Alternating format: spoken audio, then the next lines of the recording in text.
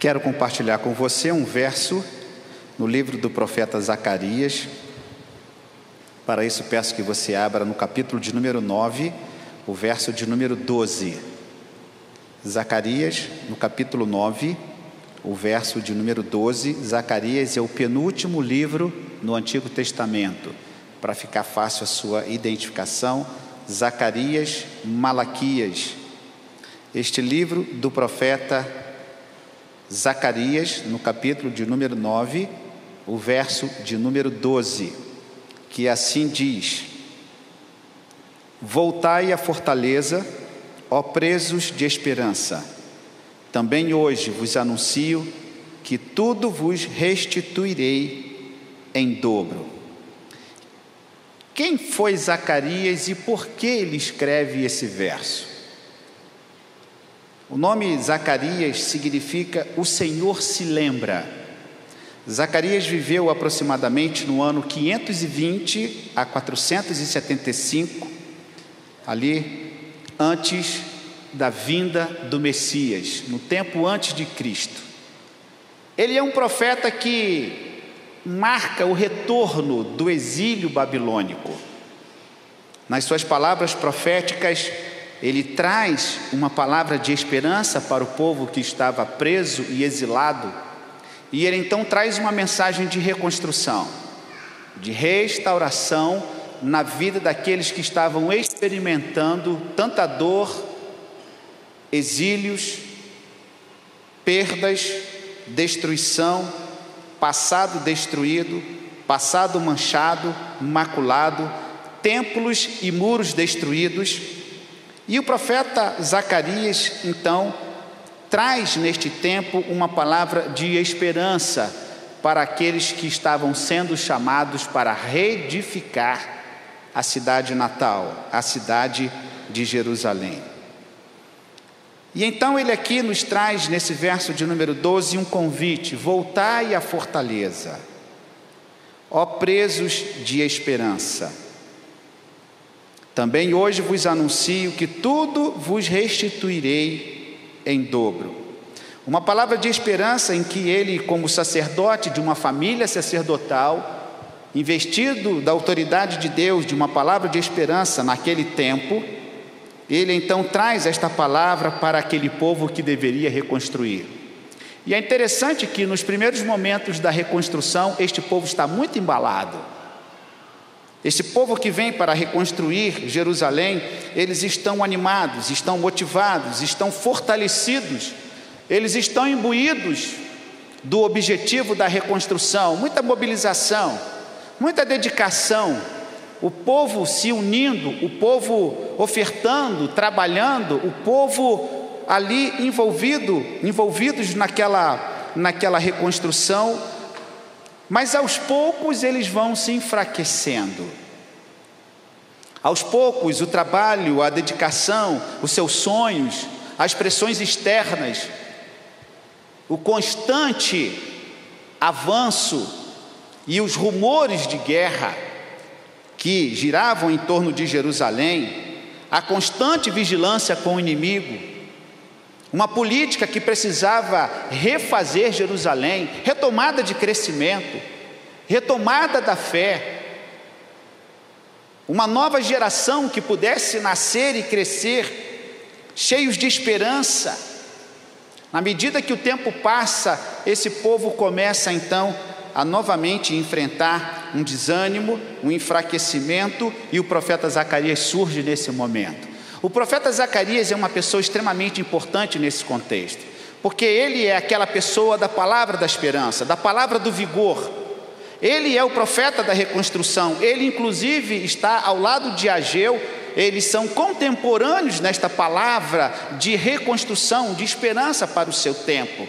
É interessante perceber como que Deus, em tempos difíceis, Ele levanta pessoas com o coração motivado, com o coração cheio de fé, com o coração cheio de esperança, para levantar o povo, para levantar a obra, para fazer prosseguir a obra do Senhor. E é por isso que Zacarias traz uma palavra aos desanimados do seu povo. Ele é aquela pessoa que está ali com Deus em primeiro lugar, ouvindo a palavra de Deus, buscando do Senhor a palavra para o seu povo, porque o seu povo está no grande objetivo: reconstruir uma nação, reconstruir um povo, reconstruir a fé. E a importância desse homem para trazer esta palavra nesse momento tão importante na história do povo. Eu fiquei pensando na história de Zacarias e fiquei pensando em nossos dias. Um tempo de desânimo, um tempo de tristeza, um tempo de amargura, um tempo de provas que tem feito com que a nossa alegria se perca. Nós temos vivido tempos em que nós ficamos muitas vezes até desanimados de sair de casa. Nós temos os nossos sonhos, as nossas projeções para o futuro. Nós temos os nossos planos, nós almejamos chegar lá no futuro. Construímos hoje, trabalhamos, dedicamos, nos esforçamos para dar um futuro aos nossos filhos. Trabalhamos hoje para que os nossos filhos sejam alcançados por um sucesso profissional. Mas é inegável percebermos o desânimo que muitas pessoas se encontram. Mas eu pensei também em José. Abra sua Bíblia no capítulo 37 de Gênesis. Capítulo 37 de Gênesis, que fala sobre José. Essa é uma das histórias mais lindas da Bíblia. Gênesis capítulo 37. Por que eu lembrei de José? Porque José é um exemplo bíblico do sonhador. Aquele que tem uma experiência com Deus e Deus fala com ele muito claramente a respeito do futuro dele, futuro de sua família e futuro da nação que está sendo estabelecida. José é conhecido pelos seus irmãos como sonhador, um jovem cheio de vigor, de projetos, um jovem que estava recebendo de Deus o direcionamento para o seu futuro. Ele compartilha os seus sonhos com seus irmãos, com a sua família, mas ele tem dentro da sua casa aqueles descrentes, os desanimadores, aqueles que vão jogar um banho de água fria no sonho daquele jovem rapaz. Capítulo 37 do livro de Gênesis, nós encontramos aqui José sendo vendido pelos seus irmãos. Ele sonha, ele compartilha os seus sonhos, mas o que ele recebe em troco? Ele recebe o desprezo, a inveja dos seus irmãos, que conspiram contra ele para o matar. Gênesis 37, verso 18, veja comigo. Os seus irmãos não compartilham dos mesmos sonhos, são invejosos, são arrogantes, brigam entre si.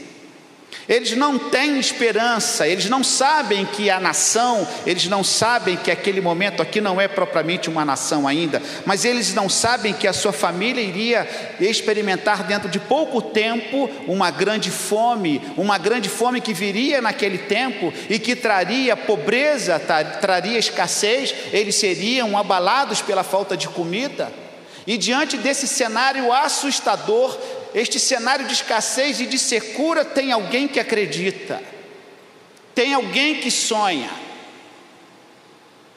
Mas os seus irmãos, não aceitando os seus sonhos, conspiram para o matar. E nós sabemos aqui nessa história, no verso de número 19 e 20 do capítulo 37, os seus irmãos, confabulando, conversando, eles dizem um ao outro: vem lá o tal sonhador.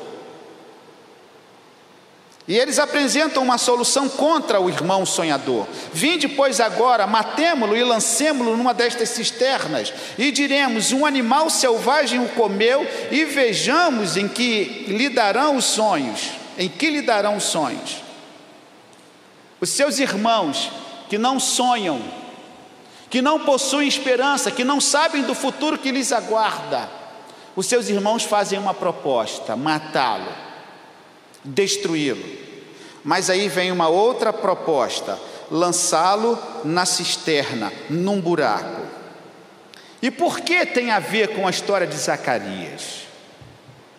A história de Zacarias tem um link aqui pequeno, mas existe um link, porque na época também de Zacarias, como na época de José, os prisioneiros eram jogados nos buracos secos.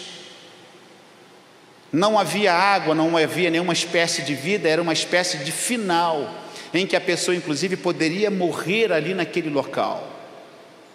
Eram aqueles prisioneiros que viviam nos buracos, que viviam nas cisternas. E é por isso que eu lembro de José, porque ele, cheio de esperança, ele acreditando que Deus está conduzindo o seu povo, que Deus está conduzindo a sua família, que Deus está conduzindo o seu futuro, ele nunca deixa de acreditar no Senhor.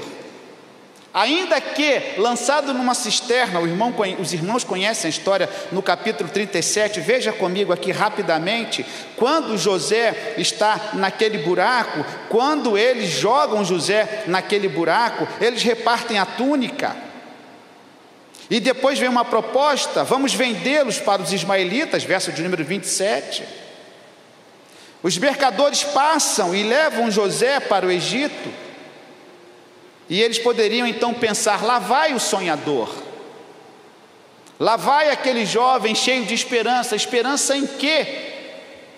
No meio desse deserto, no meio desse nada, alguém que crê em alguma coisa, alguém que de alguma maneira pensa que tudo é possível ao que crê. E nós conhecemos essa história, quando José é levado para o Egito. E para onde que ele vai? Ele também vai para o buraco, ele vai para a masmorra. Nós encontramos aqui uma referência a isso, quando nós encontramos no texto bíblico, no capítulo 40, quando ele está na prisão interpretando sonhos. Nós sabemos da história, quando ele sai daquela prisão por ter interpretado 2 sonhos de 2 prisioneiros. E Faraó tem um sonho logo em seguida, e aqueles 2, um deles morreu, o outro viveu. Ele se lembrou que tinha um sonhador lá na masmorra, lá na prisão, alguém que estava ali por sonhar, por acreditar, por ter esperança. E é por isso que eu faço um link hoje, aquelas pessoas que têm esperança, aquelas pessoas que estão cheias de vigor, cheias de fé, essas pessoas devem de alguma maneira estarem decepcionadas de um ambiente de tanta incredulidade, de tanta falta de fé, de tanto desânimo. Aqueles que estão desejosos de avançar, de crescer, aqueles que querem dar a continuidade na trajetória da fé, aqueles que querem retomar as suas atitudes, retomar o seu ânimo, recobrar as suas forças, eu imagino que devem experimentar momentos de dificuldade, de desânimo por parte daqueles que muitas vezes estão ao nosso lado, e que provocam desânimo, e que não permitem o crescimento, e que muitas vezes, a exemplo dos irmãos de José, estão dizendo: olha o sonhador. E como que isto tem afetado o potencial das pessoas? Este ambiente de incredulidade, de desânimo, este ambiente anestésico da mente humana, em que ela perde o seu poder de construir, de produzir, o seu poder de avançar, o seu poder de criar coisas novas. Como que esse tempo tem feito com que as mentes estejam adormecidas, paradas, empacadas, freadas, por tanto desânimo, por tantas notícias ruins, pela falta de crença num país melhor, pela falta de crença num futuro melhor, pela falta de crença na obtenção de uma boa profissão, na falta de crença na obtenção de um bom estudo, de uma vitória profissional, de passar no concurso, de acreditar. Mas José não se intimida com isso. José não se intimida com isso. Saído da masmorra, ele se apresenta diante do rei. Faraó tem um sonho, capítulo 41, veja comigo, para que o irmão perceba no texto bíblico esta citação.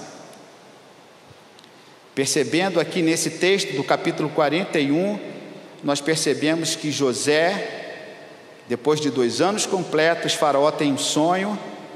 E ele então tem um sonho da vaca magra, da vaca gorda, e ele então começa a ficar preocupado. Ninguém interpreta o seu sonho, mas lá na prisão tem um sonhador. Lá no buraco lá na masmorra, tem um hebreu que pode interpretar o sonho. Veja comigo aqui Gênesis capítulo 41. Olha o verso 14. Gênesis 41, verso 14. Então Faraó mandou chamar a José e o fizeram sair à pressa da masmorra, do buraco. Quando a coisa apertou para Faraó, intranquilo, nervoso, inquieto, pelos sonhos que ele teve, e seus sonhos ninguém podia interpretar, eles vão lembrar do jovem sonhador que está no buraco, na masmorra. E eu fico imaginando que José nunca deve ter perdido as suas esperanças, porque ele acreditava em Deus. Ele confiava no Senhor a quem ele servia. Conhecemos a história. José é retirado. Olha que interessante, no verso 14, ele se barbeou, mudou de roupa e foi se apresentar a Faraó. Ele se prepara e vai estar com Faraó para interpretar o sonho. E nós conhecemos o sonho. 7 anos de vacas magras, 7 anos de vacas gordas, abundância no Egito, crescimento, desenvolvimento, muitos mantimentos, construção de celeiros, uma política de armazenamento, uma economia que cresce, e José é responsável por isso. E depois vem o tempo de vacas magras, em que eles deveriam utilizar todo o armazenamento para aquele tempo de fome. E José, o sonhador, tem a sua parte, porque ele é o segundo homem do Egito, o segundo homem do Faraó, que vai administrar todo o Egito. Tempo de fome chega, tempo de escassez chega, e quem que administra? O jovem sonhador, cheio de esperança.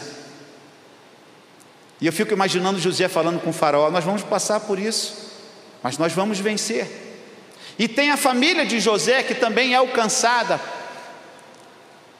pela riqueza do Egito, inclusive com terras, nas terras de Gósen, quando o Faraó entrega a José parte daquelas terras. E José, então, cheio de esperança da bênção de Deus, ele traz a sua família para que pudessem ser abençoados. Volte para o capítulo 9 de Zacarias. O profeta Zacarias, aqui eu disse para você por que o link, por que a associação do capítulo 9, o verso de número 12 de Zacarias, com o texto de José em Gênesis.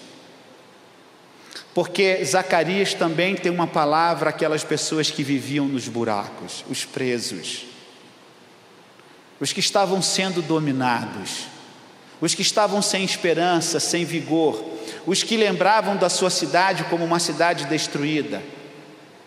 A lembrança que eles tinham eram lembranças de destruição, de fumaça. E Zacarias é importante nesse contexto, porque ele vem trazer uma palavra profética para o seu povo. Agora, meus irmãos, no capítulo 9 de Zacarias, no verso de número 12, ele diz assim: voltai à fortaleza, ó presos de esperança. Também hoje vos anuncio que tudo vos restituirei em dobro. A exemplo de José, Zacarias tem esta palavra para aqueles que estavam desanimados e que deveriam se reanimar, se fortalecer para a reconstrução. Ainda mais motivados pela palavra profética maior que o texto nos mostra. Veja aqui comigo o verso de número 9 do capítulo 9. Eu não sei se você já percebeu, mas o verso de número 9 é um verso que fala a respeito de Jesus. Zacarias capítulo 9, verso de número 9. Nesta palavra de esperança, neste convite à reconstrução, nesta palavra de ânimo, de restauração, Zacarias diz assim: virá o Redentor. E cerca de 500 anos antes da vinda do Messias, presta atenção, 500 anos antes do nascimento do bebê, em Belém da Judéia, Zacarias diz assim no verso 9: alegra-te muito, ó filha de Sião, Exulta, ó filha de Jerusalém, eis que aí te vem o teu rei, justo e salvador, humilde, montado em um jumento, num jumentinho, cria de jumenta. A quem ele se refere, meus irmãos? 500 anos antes da vinda do Messias, antes do nascimento, antes do Messias entrar em Jerusalém, antes do Messias receber aquelas glórias que ele estava a receber na entrada, naquele domingo em que ele entra em Jerusalém, em que ele é recebido, hosana nas alturas, eis que vem o teu rei sentado no jumentinho. Esta era a palavra dita há 500 anos, pela vida, por intermédio do profeta Zacarias, que cheio de esperança, numa mensagem de reconstrução, ele diz assim: saiam do buraco, saiam da masmorra, porque eis que vem o teu Redentor. Que texto fantástico este texto que mostra a vinda do Rei, do Messias, que se concretizou com a vinda lá, seu nascimento em Belém da Judéia. Eu diria uma dupla mensagem, um duplo convite do profeta Zacarias. A reconstrução e a esperança de perceber a reconstrução de uma cidade destruída, mas também o convite para a reconstrução de uma fé, uma nova fé baseada naquele que viria sentado num jumentinho, entrando em Jerusalém. Hosana ao que vem em nome do Senhor. E é por isso que Zacarias fala no verso de número 9: alegra-te muito, ó filha de Sião, vem o teu rei, o justo, o salvador, humilde, montado em um jumento, num jumentinho, cria de jumento. Destruirei os carros de Efraim, os cavalos de Jerusalém, e o arco de guerra será destruído. Ele anunciará paz às nações. O seu domínio se estenderá de mar a mar, e desde o Eufrates até as extremidades da terra. Quanto a ti, Sião, por causa do sangue da tua aliança, tirei os teus cativos da cova em que não havia água. Queria que a igreja lesse comigo o verso de número 12, irmãos. Vamos todos ler em voz alta o verso de número 12. Voltai à fortaleza, ó presos de esperança, também hoje vos anuncio que tudo vos restituirei em dobro. E por que Deus fez isso com o povo? Porque o povo era bom? Porque o povo era religioso? Porque o povo era um povo exemplar? Deus dá a demonstração através da palavra ao profeta Zacarias, quando ele diz assim no verso de número 11: quanto a ti, Sião, por causa do sangue da tua aliança. Deus se aliançou com o seu povo, Deus firmou aliança com aquele povo, e por causa desta aliança, por causa deste comprometimento de Deus com o seu povo, ele tira os seus presos da cova. Você crê nisso? Como anda a sua vida? Eu diria, e permita-me fazer uma pergunta: em qual buraco você está nesse momento da sua vida? Em qual fria você se meteu? Que situação você tem experimentado hoje? Que cova você está experimentando nesses dias? Tempos de dificuldades, tempos de desânimo, tempos de tristeza, tempos de enfraquecimento em todos os sentidos, pessoas que perdem a alegria de viver, pessoas que perdem o ânimo, o vigor físico, pessoas que perdem a alegria muitas vezes até de caminhar, até de sair de casa, pessoas que perdem o desejo de uma viagem com a família, pessoas que perdem o desejo numa simples conversa para tomar um café, pessoas que perdem a alegria, o brilho de uma caminhada no parque, pessoas que perdem aquele aconchego e aquele conforto tão gostoso da família, porque talvez estejam perdidos sem esperança. E esta é uma palavra para o nosso tempo do profeta Zacarias: voltai à fortaleza, ó presos de esperança, também hoje vos anuncio que tudo vos restituirei em dobro. E Jesus vem trazer essa bênção quando Ele vem para o seu povo. A palavra é cumprida. O Rei justo, conforme nós encontramos aqui, Salvador, Ele vem sem nenhuma pompa, sem nenhuma arrogância. Ele vem sentado num jumento.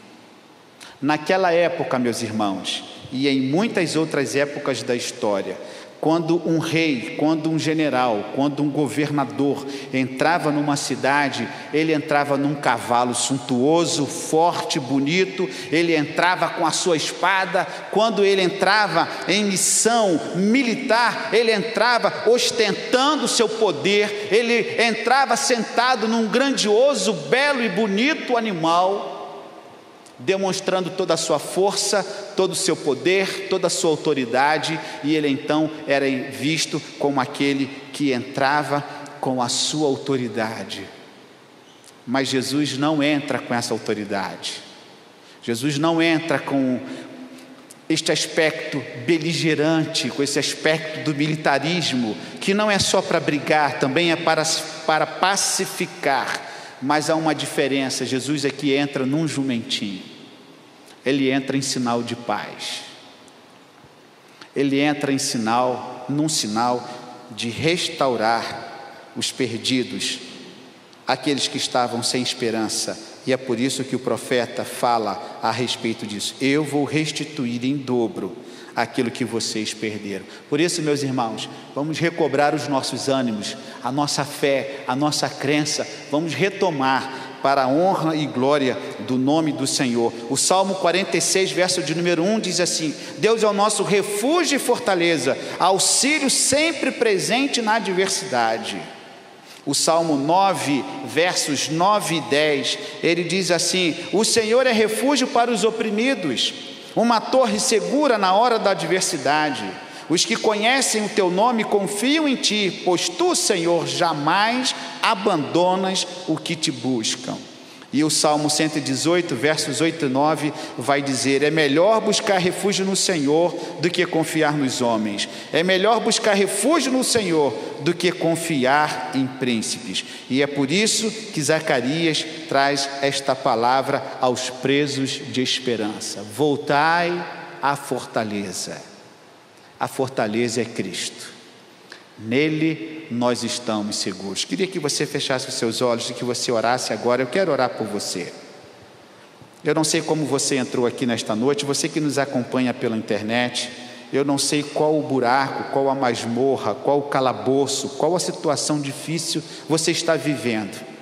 Talvez você tenha perdido a esperança, talvez você não creia mais em nada e nem em ninguém. Talvez o ceticismo tenha tomado conta do teu coração, da tua mente. Você não encontra mais espaço para a fé. Talvez para você a fé ficou no passado. Talvez para você fé é coisa de igreja. Talvez você esteja pensando que fé, inclusive, já está sepultada na masmorra, nos poços e nos buracos da vida. Talvez você tenha perdido a sua fé em Deus. Mas eu gostaria de dizer para você nesta noite, através desta palavra do profeta Zacarias, baseado no que significa o nome Zacarias, o Senhor se lembra. E o Senhor se lembra de você.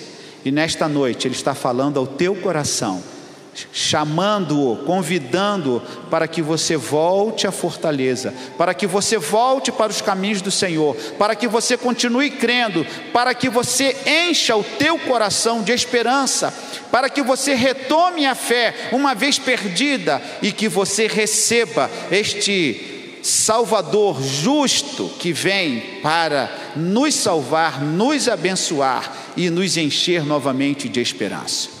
Você que está aqui nesta noite, que gostaria de uma oração, fique de pé. Você que está passando por uma situação difícil, você que está querendo sair de uma situação conflitante, de uma teia, você que está vivendo tempos difíceis na sua vida, eu estou aqui com os meus olhos fechados, eu não quero olhar para quem estiver em pé nesse momento. Eu quero apenas que você com Deus, fale com Ele agora. para que o Senhor possa retirá-lo deste buraco que você está vivendo.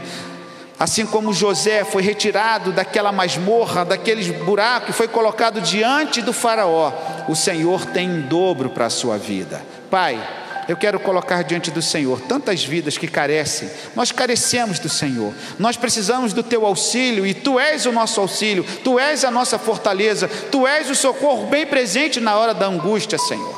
Pai, nós vivemos tempos em que praticamente nós estamos só percebendo buracos, ó Deus, vidas que estão se perdendo, vidas que estão sem esperança, talentos, ó Deus, dons que estão sendo desperdiçados por uma sociedade cética, por uma sociedade secularizada, Senhor, dons e talentos que estão se perdendo neste mundo por causa do desânimo, por causa da falta de fé, vidas que precisam ser tocadas pelo Senhor. Neste tempo, nesta geração, ó Deus, levante homens e mulheres comprometidos com esta palavra de esperança, com esta palavra de restauração, com esta palavra de fé, Senhor, para que possamos alcançar aquelas pessoas que necessitam e que venhamos transformar a nossa casa, transformar o nosso ambiente, transformar a nossa sociedade para a honra e glória do nome do Senhor. Assim eu oro por aqueles que estão em casa na internet, ouvindo, participando. Assim eu oro por aqueles que estão neste local de culto, Senhor. Assim eu clamo por aqueles que estão presos, que nesta noite entendam este convite: voltai, ó presos, ó prisioneiros de esperança, porque eu restituirei em dobro. Fiquemos todos de pé, irmãos. Fiquemos todos de pé e vamos cantar esse cântico: meu refúgio, minha fortaleza, meu socorro eterno, és o meu abrigo, és o meu refúgio, meu socorro eterno, és o meu abrigo.